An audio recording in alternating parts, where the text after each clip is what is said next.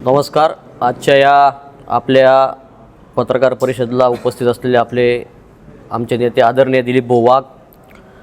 आपण सर्वजण पाहत आहेत की विधानसभा 2024ची रणधुमाळी सगळीकडे चालू आहे आणि त्याचा जो पाचोरा भडगाव मतदारसंघ काय हा मागे राहिलेला नाही आहे. पण पाचोरा भडगाव मतदारसंघामध्ये ज्या पद्धतीने आता विधानसभेचे दिवस प्रचाराचे पुढे चाललेले आहेत, त्या पद्धतीचं नवीन एक प्रकरणं बाहेर येत आहेत.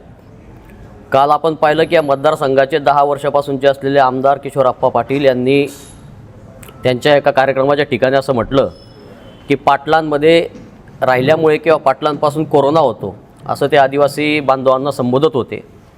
पहिले या त्यांच्या वक्तव्याचा तर मी जाहीर निषेध करतो, पण त्यांचं समर्थन घेऊन ज्या पद्धतीने त्यांचे भडगाव राज्याचे प्रवक्ते त्यांनी नेमलेले आहेत प्रदीप देसले यांनी ही जी आज पत्रकार परिषद घेतली आणि ही पत्रकार परिषद घेतल्यानंतर त्यांनी आप्पांचं समर्थन केलं. ते असं केलं की त्यांनी आप्पांची प्रत्येक बाजू सावरण्याचा प्रयत्न केला वेळोवेळी.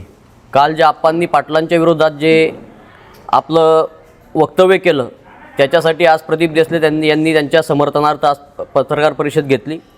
त्या प्रेसमध्ये त्यांनी असं सांगितलं की आप्पांचा जो व्हिडिओ आहे तो मॉर्फ करण्यात आला किंवा त्याला चेंजेस करण्यात आले आणि तो लोकांच्या समोर तो तोडून मोडून सादर करण्यात आला. तर असं काही नाही आहे. जिथे जो व्हिडिओ आहे तो स्टार्टपासून तर एंडपर्यंत असा आहे तसाच आहे. ही 100% चूक आहे आणि तो कुठल्याही प्रकारचा मॉर्फ वगैरे केला गेलेला नाही आहे. पहिली गोष्ट, प्रदीप देसलेंना एक प्रश्न विचारायचा आहे की पूर्ण भडगाव पाचोरा मतदारसंघामधले जेवढे पाटील लोक आहेत त्या पाटील लोकांच्या वतीने आपण ठेका घेतलेला आहे का, किंवा आपल्याला त्या लोकांनी ठेका दिलेला आहे की आमदार साहेबांची बाजू घेऊन आपण पाटलांची बाजू मांडतायत, आपलं मत मांडता आहेत, तुम्ही वकीलपत्र घेतलेलं आहे का, हा पहिला प्रश्न. आणि दुसरी गोष्ट की या मतदारसंघामध्ये आमदारांनी जी बोलून चूक केलेली आहे ती आपण मान्य कराल का, हा दुसरा प्रश्न मी त्यांना विचारतो. आणि अशा अनेक गोष्टी मागे घडत गेल्यात आणि त्या अनेक गोष्टींमध्ये प्रदीप देसले त्यांची बाजू घेत होते, अजून घेताच आहेत. परंतु या मतदारसंघामध्ये ज्या पद्धतीने त्यांची भाषणं आता व्हायरल होत आहेत, तर सर्वात पहिले त्यांनी सुरुवात पाचोरा तालुक्यातूनच केली होती आणि या पाचोरा तालुक्यातल्या जातीवादी भाषणाला सुरुवात करणारे हेच त्यांचे प्रवक्ते आहेत, ज्यांनी भडगाव पाचोरा मतदारसंघामध्ये मार्केट कमिटीच्या मेळाव्यामध्ये सर्वात पहिले वक्तव्य केलं होतं. त्यानंतर ते सातत्याने दिलीप भाऊ आणि इतर गोष्टींवरती घसरत गेलेत. त्यानंतर जेव्हा त्यांच्या विरोधात वारं या मतदारसंघामध्ये आमदारांच्या विरोधात तयार झालं तेव्हा आमदार साहेबांना एक समाजाची आता आठवण यायला लागलेली आहे. मग ते सुतार समाज असतील किंवा इतर माळी समाज असेल किंवा सगळेच समाज, 10 वर्षापासून आमदारांनी या समाजांकडे ढुंकून पाहिलं. त्याच्यात त्यांनी पाटील समाजाचाही मेळावा घेतला, त्याच्यात प्रदीप देसलेंनी पाहिजे तशी वक्तव्य केली, तेव्हाही त्यांना आम्ही त्याला प्रत्युत्तर केलेलं होतं. परंतु काल जे पाटलांच्या विरोधात आमदार साहेबांनी जे वक्तव्य केलं हे फार निषेधार्ह आहेत. या मतदारसंघामध्ये फक्त पाटील एकच नाही तर मराठा पाटील आहेत, गुजर पाटील आहेत, धनगर पाटील आहेत, राजपूत पाटील आहेत, अनेक पाटील इथे आहेत. आणि या पाटील समाजाच्या वतीने या पाटील समाजाच्या भावना दुखावण्याचं काम आमदारांनी जे केलं त्याच्यावर प्रदीप देसले तुम्ही कितीही सारवासारव केली किंवा कितीही तुम्ही त्याच्यावर पाणी फेरण्याचा प्रयत्न केला तर या पद्धतीचा राग द्वेष आमच्या मनात आहे.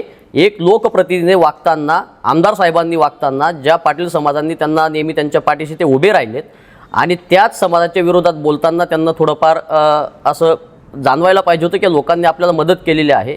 जर संसर्गातनं कोरोना होत असेल तर आप्पासाहेब आपण आपल्या आजूबाजूला सगळ्यात जास्त पाटलांचं जाळं सध्या आपण सांगता आहात की सगळ्यात जास्त पाटील आमच्याकडे आहात, तर आपण निगेटिव्ह आहात की पॉझिटिव्ह आहात हे बाकी तुम्ही चेक करून घ्यायला पाहिजे होतं. हाही माझा आमदार साहेबांना एक प्रश्न आहे.